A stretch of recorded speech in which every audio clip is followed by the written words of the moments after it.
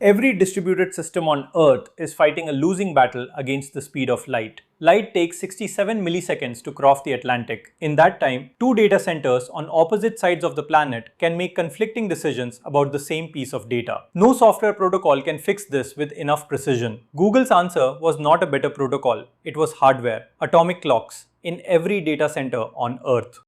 What causes clock drift and why does it matter at millisecond scale? What hardware did Google actually install? What is true time and why does it return two numbers instead of one? How does turning time into an interval guarantee consistency across continents? And why does that beat two-phase commit at planetary scale?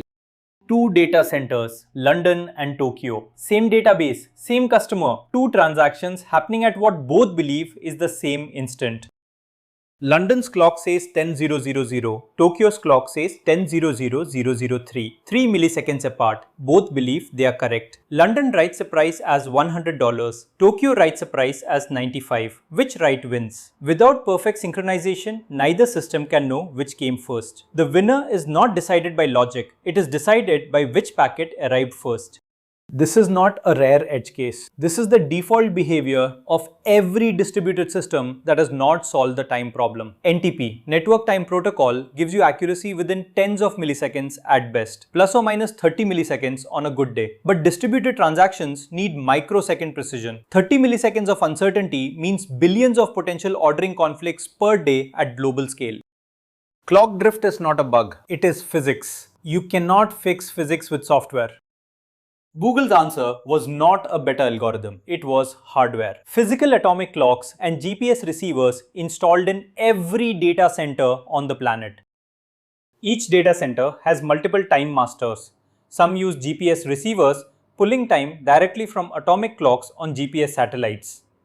GPS time accuracy, plus or minus 10 nanoseconds, not milliseconds, nanoseconds, 3000 times more precise than NTP.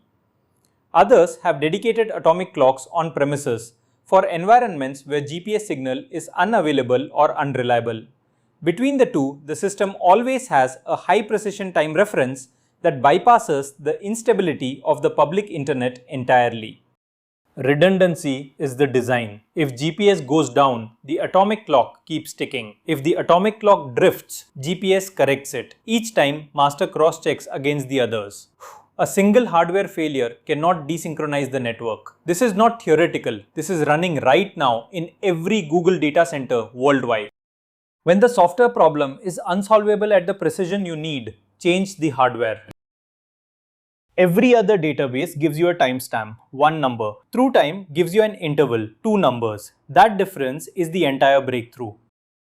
The TrueTime API returns two values. Earliest, the earliest possible current time. Latest, the latest possible current time. The true time is somewhere between them. The gap between earliest and latest is the uncertainty, typically under 7 milliseconds. The system does not pretend to know the exact time. It admits what it does not know. And that honesty is what makes the guarantees possible. When a transaction commits, Spanner does not assign it a single timestamp. It assigns it a time within the interval, and then it waits. It waits until the latest possible time has definitively passed. Only then does the transaction become visible to the rest of the system. That wait is typically a few milliseconds, imperceptible to any user, but it is the physical cost of global consistency, paid in nanoseconds. True time does not solve uncertainty, it measures uncertainty and uses that measurement as a guarantee. The commit wait is the most counterintuitive part of Spanner. You are deliberately adding latency on purpose to make the system provably correct. Transaction A is assigned the interval 100 to 107. Transaction B is assigned the interval 108 to 115. Look at the proof on screen. B's earliest time, 108, is strictly greater than A's latest time, 107. Therefore, B is guaranteed to have happened after A. Not guessed, not approximated, physically proven. No node in the system can disagree. No node even needs to ask. Why the wait is necessary. Without it, transaction A commits at time 103 inside its interval. It becomes immediately visible. Transaction B starts at time 105, still inside A's uncertainty window. B might read A's data or might not. The system cannot be certain which order these two transactions belong in. With the wait, A commits at 103, then waits until 107 passes. Only then does A become visible. B cannot begin until after A's uncertainty window has closed. The order is locked. 7 milliseconds of patience for certainty that no other distributed system can provide. The wait trades 7 milliseconds of latency for a guarantee that no distributed protocol has ever been able to provide. Traditional distributed databases use two-phase commit, a coordinator, locks, a global agreement that every node is ready before anyone commits. It works until it doesn't. Two-phase commit. Step 1. The coordinator asks all nodes, can you commit? Step 2. If all say yes, the coordinator tells everyone, commit. The problem? If the coordinator dies between step 1 and step 2, every node is stuck, logged, waiting for a decision that will never come. At 3 nodes, this is manageable. At thousands of nodes across dozens of data centers, the coordinator is a single point of failure for the entire global database. Spanner does not need a coordinator holding locks across continents. TrueTime replaces coordination with physics. Each node independently assigns a timestamp from its local TrueTime interval. The commit wait ensures no two transactions can claim the same ordering. The result? Strict serializability at planetary scale. Every transaction appears to execute in a single, total, global order, as if they ran one at a time on a single machine. But they ran across dozens of data centers simultaneously. Two-phase commit coordinates. TrueTime measures. Measurement scales. Coordination does not. Here is what strict serializability gives you in practice. Global read-only setups. Zero locks. Zero interference with live writes. You want to read the state of the database as it was at a specific point in time. In a traditional system, you lock the tables. Stop writes. Read everything. Release the locks.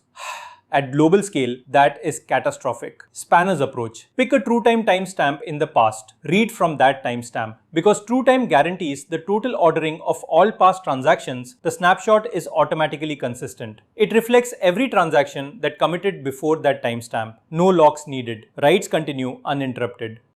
This is how Google runs global analytics. Aggregations across billions of rows without pausing a single write. Billing reconciliation, verifying that every transaction is accounted for globally at a consistent point in time. And audit queries for compliance reporting, reading exact database state at a legally significant moment without locking anything. The same mechanism powers Cloud Spanner, available to any team that needs to read consistent global state without stopping the world.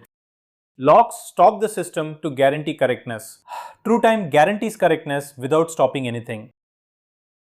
Interview question. You are designing a globally distributed database. How do you guarantee that transactions across continents are correctly ordered? Walk me through the architecture. 5-part answer. 1. The root problem. Clock drift makes logical timestamps unreliable across data centers. 2. The hardware layer. Atomic clocks and GPS receivers bound time uncertainty to nanoseconds. 3. TrueTime API exposes time as an interval with known bounds, not a single point. 4. Commit wait. Each transaction waits for its uncertainty window to close, guaranteeing total ordering without coordination. 5. The result. External consistency without global locks and global snapshots without stopping writes.